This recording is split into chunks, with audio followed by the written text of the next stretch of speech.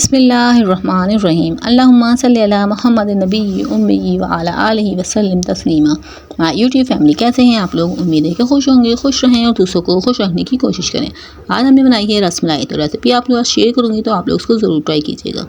तो चलिए स्टार्ट करते हैं। बिस्मिल्लाहिर्रहमानिर्रहीम। यहाँ पे मैंने एक प्याली भर की चीनी ली है। हाफ़ चीनी हमने इस टाइम पे इसके अंदर डाल दी है, हाफ़ हम बाद में ऐड करेंगे। यहाँ पे मैं 2 टेबलस्पून इसके अंदर पानी ऐड कर दूँगी और बिल्कुल हल्की आग पे इसको रख देंगे। रखे रहने देंगे तो इसका इस तरीके से कैरामल बन जाएगा और चीनी अच्छे से कैरामल बन गया है। यहाँ पे देख सकते हैं मेरा कैरामल बन चुका है। इसके अंदर कैरामल बनाने के बाद हम इसके अंदर 1 kg दूध ऐड कर देंगे। दूध फुल क्रीमी होना चाहिए।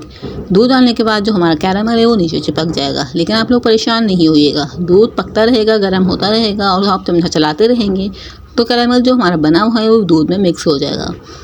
ये गर्म होता रहेगा और दूध में मिक्स होता रहेगा। आप लोग इस तरीके से चमचा चलाते रहिएगा। बहुत ज़्यादा मज़ेदार हमारी ये रसमलाई घर में बनके रेडी हुई थी और कम बजट में। यहाँ पे देख सकते हैं मैं चमचा चलाती जा रही हूँ। बिल्कुल आप लोग भी रेसिपी को फॉलो करते हुए बिल्कुल बगैर स्किप किए हुए देखिएगा।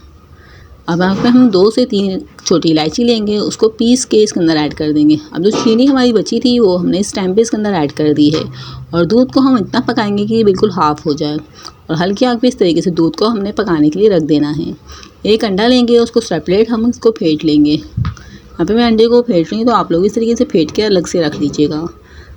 एक प्याले हमने यहाँ पे दूध लिया है, सूखा दूध इस्तेमाल कर रहे हैं और 1 टीस्पून उसके अंदर हमने मैदा ऐड कर दिया है। 1 टीस्पून कुकिंग ऑयल ऐड करेंगे इसके अंदर हमने और हाफ़ टीस्पून उसके अंदर हम बेकिंग सोडा ऐड करेंगे। बेकिंग पाउडर जो हमारा खाने केक बनाने का होता है वो यूज़ करेंगे, जो खाने पकाने में डलता है वो यूज़ नहीं करेंगे। और अच्छे से हमने सब चीज़ों को मिक्स कर लेना है और जो अंडा हमने फेंट के रखा होता है वो इस टाइम पे इसके अंदर ऐड करेंगे।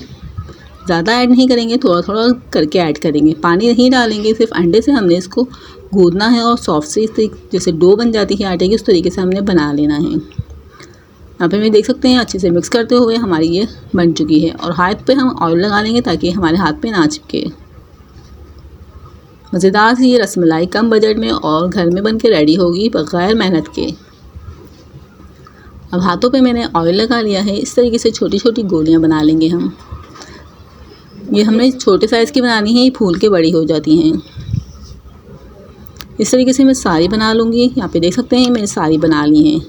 दूध भी हमारे अच्छा खासा बॉयल हो चुका है और हाफ़ हो चुका है। अब हमने गोलियों को हाथ में रख के इस तरीके से प्रेस करके इसके अंदर ऐड कर देना है। सारी गोलियाँ इस तरीके से रसमलाई जो हमने बनाई है सारी इसके अंदर डाल देंगे। यहाँ पे देख सकते हैं अब अच्छे से ऊपर आ रही हैं, लेकिन अभी ये पकी नहीं है।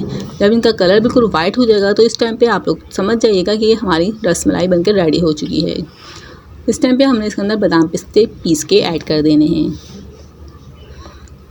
अब इसको हम साइड को चेंज कर लेंगे ताकि दोनों तरफ से अच्छे से पक जाएँ। यहाँ पे देख सकते हैं अब इसका कलर भी चेंज हो चुका है। इस टाइम पे आप लोग की रसमलाई जो है रेडी हो चुकी है। अब फ्लेम को ऑफ़ कर देंगे और फिर इसको ठंडा करके हम आप लोग को सर्व करके दिखाएंगे। मज़ेदार सी हमारी रसमलाई बग़ैर मेहनत के घर में रेडी हो चुकी है। इसको हमने फ्रिज में रख देना है तकरीबन 1 घंटे के लिए ठंडा करने के लिए। यहाँ पे रसमलाई मैंने आप लोग को सर्व करके दिखा रही हूँ। मज़ेदार सी हमारी रसमलाई रेडी है। ऊपर से हम बादाम पिस्ते और ऐड कर देंगे। मज़ेदार सी रसमलाई बनकर रेडी है। और आखिर में आपसे रिक्वेस्ट है, आप लोग चैनल को ज़रूर सब्सक्राइब किया करें, वीडियो को अपने दोस्तों के साथ अपनी फैमिली के साथ शेयर किया करें। मज़ेदार सी रसमलाई ज़रूर ट्राई कीजिएगा। उम्मीद करती हूँ आप लोग को रेसिपी पसंद आई होगी। पसंद आई हो तो चैनल को ज़रूर सब्सक्राइब कीजिएगा, वीडियो को लाइक कीजिएगा, शेयर कीजिएगा और इसी तरह से मिलते हैं नेक्स्ट वीडियो में। तब तक के लिए अल्लाह हाफिज़। अपना बहुत ज़्यादा ख्याल रखिएगा और दुआओं में याद रखिएगा।